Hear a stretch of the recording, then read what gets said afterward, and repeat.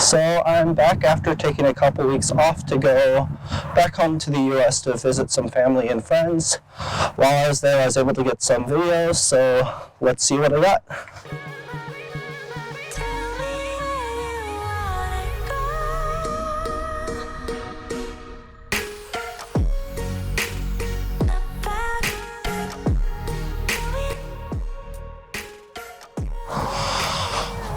When you picture Illinois, it's really hard not to think about the corn and soybean fields.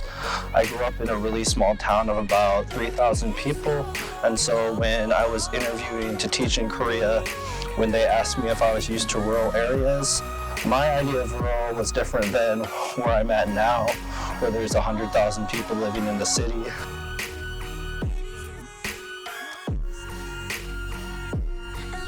A common misconception about Illinois is that it's very flat, but places like Starved Rock that I talked about in another video was actually carved out by the glaciers during the last ice age. And during the winter time, it's really cool because the waterfalls are frozen over. People in the past have done ice climbing there. You're not allowed to rock climb because of the fragile rocks, but I guess there's a loophole in where people can go ice climbing since you're not technically touching the rocks. Before leaving Illinois again, I was able to spend some time with my family and head back to Starved Rock. It was pretty cold that day, so we didn't stay too long, but here are some shots from that trip.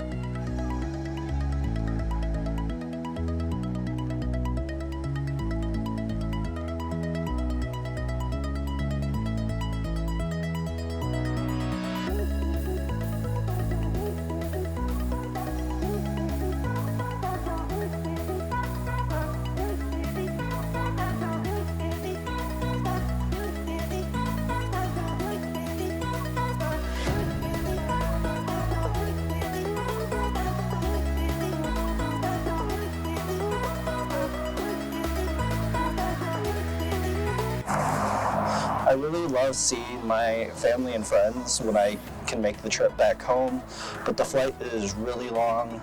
On the way there, it took me about 13 hours, and on the way back about 14 hours.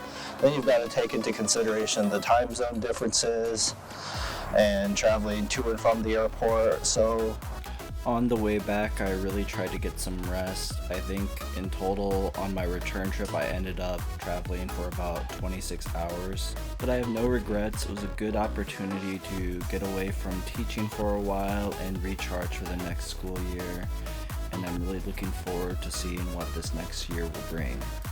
I've got one more video coming from my trip back to the US, so be on the lookout for it here in the next few days. So thank you guys again for watching the video. If you liked it, go ahead and hit the like button. Subscribe if you're not already, and take a look at our website and Facebook page to get any new information, and also our blog post where you can learn about teaching in Korea, traveling around, and other information. Until next time, take care.